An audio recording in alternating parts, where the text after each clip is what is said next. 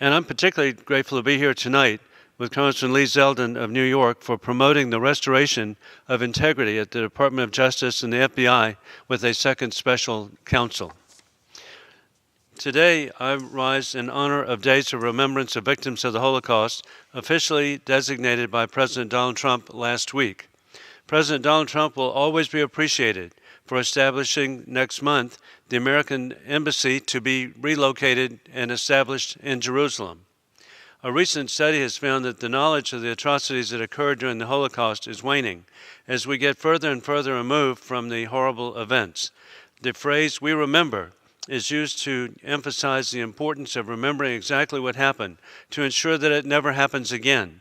It is this context that I stand today, not only in honor of those murdered at the hands of the Nazis during the Holocaust, as well as those who survived, but to continue to speak the truth about what happened there and hope that it never fades from our collective memories to be never repeated. All citizens should tour the Holocaust Museum here in Washington to learn the shocking truth of Nazi inhumanity. In 1933, Adolf Hitler ascended to power in Germany not through force, but through an appointment to chancellor by the sitting president Paul von Hindenburg. He devised a fictional tale about the need for ethnic purity to be successful. The German people were desperate and susceptible to lies and deceptions, and sadly, many eventually followed Hitler into the atrocities that followed. The level of deception Hitler and the Nazis were willing to go to gain unilateral authority was apparent early on. In February of 1933, just a month after Hitler was appointed chancellor, the German Reichstag parliament was burned, and they immediately blamed on their opponents. This allowed Hitler to take advantage of a situation and issue a decree that placed constraints on the press and banned political meetings. By June of the same year, the Nazis declared themselves as the only legal party in Germany, and the Nazis passed a law allowing for forced sterilization of those with a genetic defect.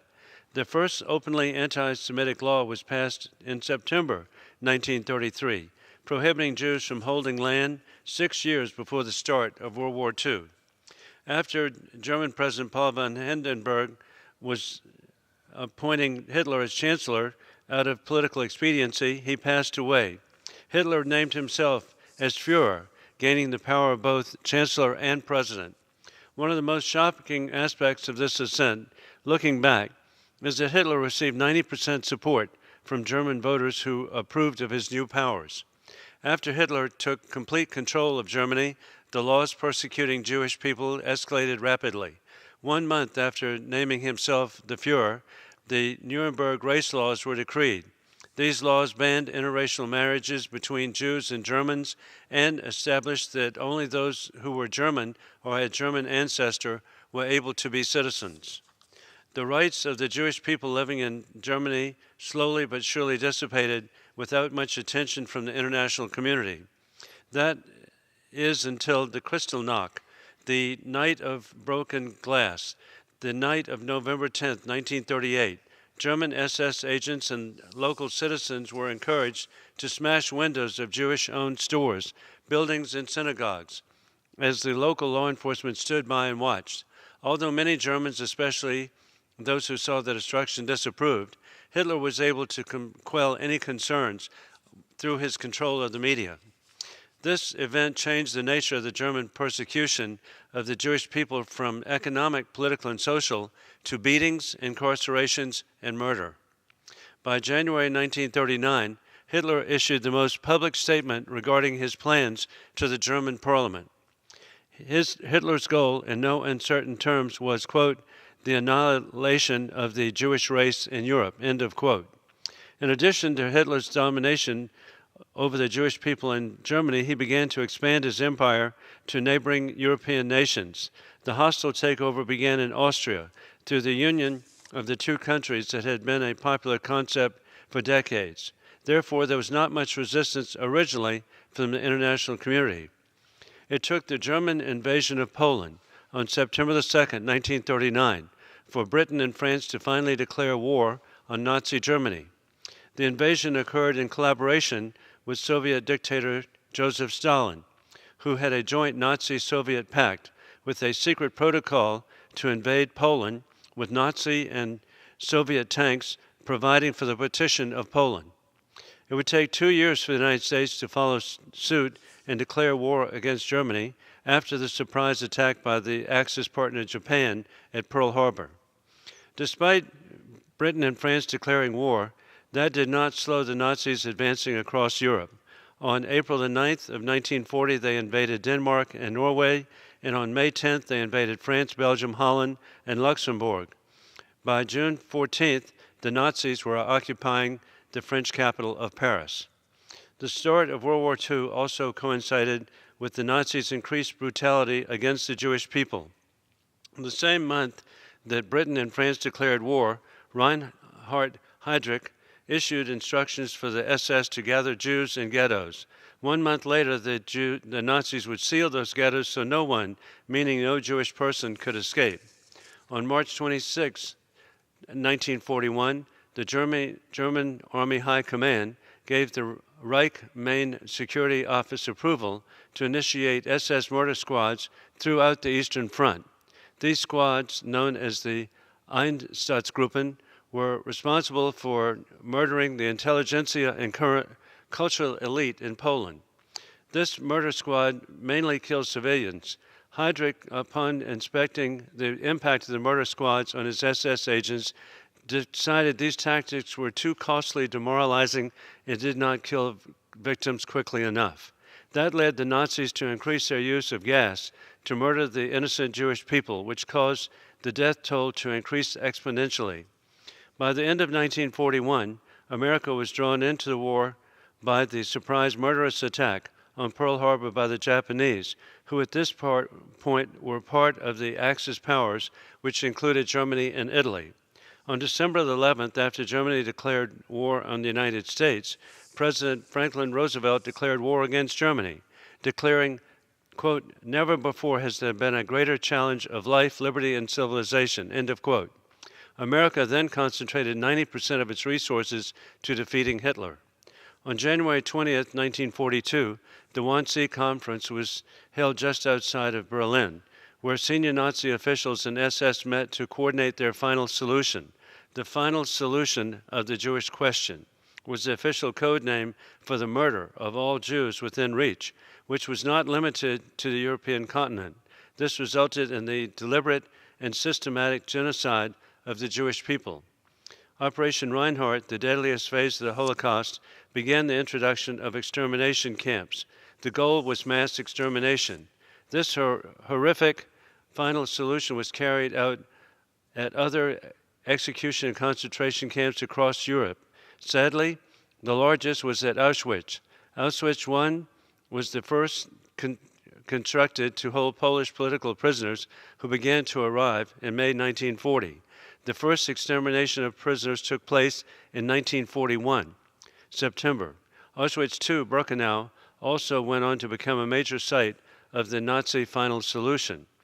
The conditions of these concentration camps are too horrific to imagine. There was a barbaric selection process upon arrival, where only those who were able-bodied and strong would survive the night. The rest were sent to gas chambers. The gas chambers were described clearly in the Buchenwald report. An estimated 1.3 million people were sent to Auschwitz, of which at least 1.1 million people were murdered. Around 90% of those were Jews. Approximately 1 in 6 Jewish people killed in the Holocaust died at that camp. I would now like to take a moment to recognize the distinguished congressman from Texas, Congressman Louis Gohmert, who represents the 1st District of Texas, to speak for 5 minutes. Congressman Gohmert.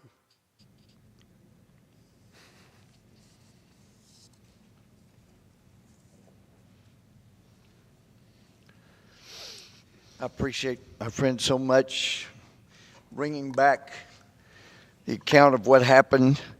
And I can remember I majored in history in college and reading about General Eisenhower ordering American troops, Allied troops, to go gather people from the German communities near the concentration camps where so many Jews were being killed, ruthlessly killed. It's horrors to even contemplate what went on. And Eisenhower ordered that apparently they bring the community citizens and have them help clean up the concentration camps.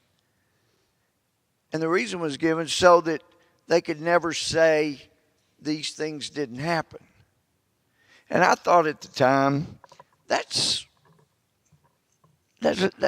really going perhaps too far, because these people turned a blind eye to what was going on. Surely they suspected. They knew there was ash going over their communities. Surely they suspected. But I never dreamed we would reach a day when what Eisenhower feared would occur actually came about. And that is a time when people are finding it popular to deny that the Holocaust ever happened. So I'm grateful that Israel has this Yom HaShoah, the Israel Holocaust Remembrance Day. But it should not just be for Israel. America needs to stand with Israel. There are those who are calling for extermination of Israel, of Jews around the earth again. It's unbelievable. It's unbelievable. It has been shocking to see anti-Semitism growing again around Europe. To me, it's an American. It's been even more shocking to see growing sentiment on U.S. college campuses denying that the Holocaust ever happened. That is the ultimate irony. Having institutions of what are supposed to be higher learning in the United States of America, where at one time we had the best universities. Everyone wanted to come to the U.S. for universities, but now we have institutions of higher learning that are actually the epitome of dumbing down and destroying history, rewriting history, which would make them institutions of the least learning, certainly not higher education. So it is important that we take time, we remember the horrors. I was just talking to my friend Claudia Tenney from New York about the Jewish woman who came and spoke to her 7th grade class, and then, as I understood, spoke to her child's 7th grade class. And that's so important, but the Holocaust survivors, we're losing them day after day. It's up to us.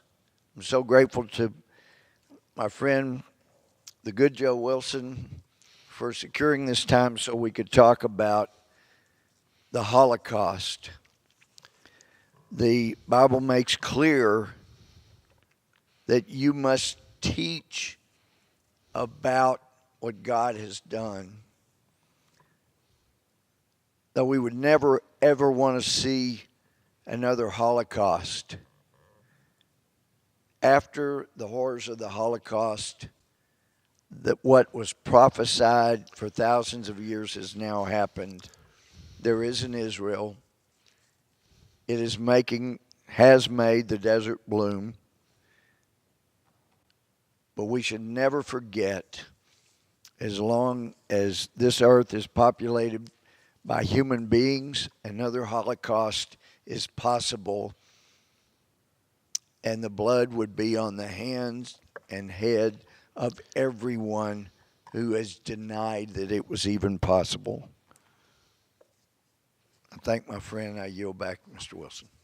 And thank you very much, Congressman Gohmert, for your leadership. And we indeed have been joined by Congresswoman Claudia Tenney of New York, who has served our country so well in the General Assembly of New York and now here in Congress. Congresswoman Claudia Tenney. Thank you, Congressman Joe Wilson. You've just been a terrific mentor for me, and I really am grateful for you to recognize this really important experience. And as we're remembering, there is a really important person in my life who has inspired me in many of the things that I do, and her name was Helen Sperling. She was born in 1920. She's a Holocaust survivor. She survived a Nazi death camp. She was actually liberated on April 18th, 1945, just a couple of days away from that anniversary date. She had to be hospitalized in Germany for 3 years before she was finally able to immigrate to the United States with eventually her husband, who was also a Nazi survivor. But Helen was a special person, and she was someone who I got to know, and as Congressman Gohmert just mentioned, as a student in New Hartford, New York, she was a resident of our town, and a very tiny woman, wonderfully positive and very excitable and really just a warm person. I was a 7th grade student, and she came and spoke to our class about the Holocaust and explained to us the horrors of what happened to her and her family in Nazi Germany. And it was just so impactful, and Helen basically spent her life telling this story. And as Louis alluded to, Louis Gohmert, Congressman Gohmert, a moment ago, this wonderful person, one day my son, 30 years later, came back from 7th grade and said, "Mom, I met this incredible woman. She spoke in my class, and she told us all about the Holocaust and the horrors that occurred there, where the Jewish people were annihilated and killed and murdered in millions." And she told us her story, and at the end of the story, I asked her if I could hug her. And she said, of course. He said he was so moved by her as well. And so I just turned to him and I said, oh my gosh, Helen Sperling is back. She's still talking about it. And Helen sadly died a couple of years ago, and we gave an honor and tribute to her as my constituent when I was a member of the New York State Assembly. But also, I got to meet Helen on a number of occasions afterwards. She was wonderful in speaking to Boys State, you know, the American Legion's hosted events. But I just wanted to read a little bit from Helen's obituary, because I think it's really important to understand this woman who survived this and really devoted her entire life to educating children and people. And I just want to read a little bit from this, and here's where it started from her obituary from 2 years ago. The anguish of the Holocaust scarred Helen for life, and she tried to turn her pain into a positive instrument for education. In March 1967, the annual Holocaust lecture series was begun, and it was later named for Helen and Leon, her late husband at the time. This annual program, endowed by the Sperlings, will continue to provide Holocaust education for many generations to come. That was a dream of Helen's.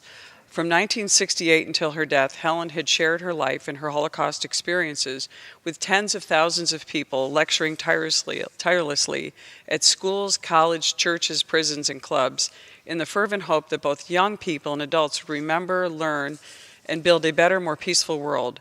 She will always be remembered by her challenge to never be a bystander. Helen believed that the worst part of being in the concentration camps was the feeling of being powerless. She tried to teach people never to abuse power and to protect those who could not protect themselves. As a result of the mutual love and respect between Helen and the generations of audiences that have heard her, Clinton and New Hartford Senior High Schools in my district, and New Hartford Senior High School, which is my alma mater, have each developed scholarship awards in her name to honor those seniors who exhibit the character that Helen believed would help make a better, more humane and peaceful world. These scholarships, as well as many of the other tangible gifts by her schools in her honor, touched Helen deeply. She was moved and grateful for the hundreds of lilacs planted by her friends and students in memory of her father. The lilacs were her symbol. But I also want to also mention something really important that Helen, I got to meet her, and actually one of the last times I got to speak with her was we were speaking together at Boys State in my district in 2012, and she got a little modern And one of the things she was handing out to the young men who were at Boise State learning how to potentially be serving our nation as members of our military or in government, she handed out these lovely little, as you can see, one of these wristbands that are so common today. And on this wristband, this is the very wristband that was handed to me by Helen back in 2012. It says, "Thou shalt not be a bystander." And Helen handed these out to everyone she spoke with to remember to stand up and not let these horrors of events like the Holocaust happen again in our time. And I just wanted to pay tribute to her tonight, and thank you to Congressman Wilson for this great honor to be able to speak and to mention an outstanding member of my district and what she stood for, and that we shall not be bystanders, and that we shall always remember and not let this very horrific part of human history be forgotten, and make sure that it never gets repeated again. And I just want to say thank you, and may God rest her soul. Helen Sperling, an amazing inspiration to me and so many thousands of others in my community. And I just want to thank you for giving me a moment to recognize the great Helen Sperling from New Hartford, New York. Thank you so much, Mr. Wilson. I yield back. And Congresswoman Claudia Tenney, thank you very much for your heartfelt presentation, and we appreciate your military family. Thank you so much. I appreciate it. Thank you. Well, concluding, I'd like to recognize a few Holocaust survivors in South Carolina. May we never forget their pain and suffering, as well as their family and friends who have become beloved citizens of the state of South Carolina. Ben Stern, born in 1924 in Kielce, Poland. Ben spent 6 months at the Kielce ghetto, where he was beaten and threatened to be hung for leaving the ghetto to get food for his family. Then he was taken to a forced labor camp called Henricow, after which he never saw his family again. He then was transferred to Auschwitz, where he was sorted and sent to Birkenau. After being transferred again due to the Russians closing in, Ben was forced to participate in a death march, where all those left standing at the end were murdered. He had fallen over just before those executions because he could no longer walk. Ben was later found by the American Army and rescued, weighing 89 pounds, but alive and liberated. Bert Goschalk, born in 1920 in a little village in Holland. He was a member of the resistance. After a failed resistance attempt to blow up a railway to take away Nazis' access, he and his wife were caught. Bert was taken to the SS headquarters for questioning. There he spent all day on his knees without food or water. While he was being questioned at the SS headquarters, a German resistance group ambushed the German police. To retaliate, the Nazis brought all the prisoners to where the Germans had been ambushed and murdered all of them. Bert came back to discover there were only 7 or 8 men who survived, and thankfully he was one. Bluma Goldberg, born in Poland in a town called Pinchow. Bluma joined her sister at a labor camp where they stayed for 2 years making bullets, where they worked 12-hour shifts 7 days a week. As the Russians moved closer, Bluma was sent to Bergen-Belsen concentration camp, where disease ran rampant and everyone was covered in lice. After 3 months, Bluma was able to go with her sister to Burgau, where they painted numbers on airplanes. Renee Collender, born in the city of Bochnia, Poland in 1926. In 1941, Renee was taken to Kołzenica ghetto to a labor camp at the Polish town of Skoczno. There, Renee stayed for 3 years with her mother and brother making ammunition. As the Russians moved closer, Renee was moved to a labor camp closer to Germany, where they made parts for machines that made bullets. Eventually, she was rescued by a Jewish policeman that it was all over. Pinchas Collender was born in the city of Bochnia, Poland in 1926. In 1942, Pinchas and his brother were taken from the ghetto, where they lived for about 2 years, to Auschwitz. When Pinchas arrived, he was lined up before the gate to be sorted, where he was sent to a camp instead of the crematorium. Instead of the camp, his head was shaved, and he was tattooed with the number 161253. Pinchas described the life in the camp, of which he said, "The hunger was terrible. We used to search for potato peel and fight over it. We were constantly, 24 hours a day, always hungry." Every few months, a selection occurred where those who looked feeble were sent to the crematorium. Eventually, Pinchas was saved by General George Patton's Fifth Army. Other survivors include Rudi Hertz, born in a very small town called Stamlen on the outskirts of Cologne, Germany in 1925. Trudy Heller, born in Vienna in 1922. She was 15 years old in March 1938 when Hitler took over Austria, and upon coming to America, she served as the First Lady with Mayor Max Heller of the beautiful city of Greenville, South Carolina. Francine Taylor was born in Poland in 1928. Her family moved to France when she was 2 years old. They were living in Paris on June 14, 1940, when the French capital fell. Leo Diamondstein, born in Heidelberg, Germany in 1924. I am grateful for this opportunity to highlight these people and this important issue during these days of remembrance, and I am hopeful that we will make preserving this history and telling these stories a priority. We will never forget the lessons we've learned from the horrific tragedy in history. We must protect natural God-given rights and do all in our power to prevent these types of crimes against humanity. Helping the world to not forget is an extraordinary artist of West Columbia, South Carolina, Mary Burkett, who has produced drawings of the murdered children of the Holocaust. These loving portraits were placed last week on display at the Embassy of Israel in Washington by Ambassador Ron Dermer. Thank you, and I yield back.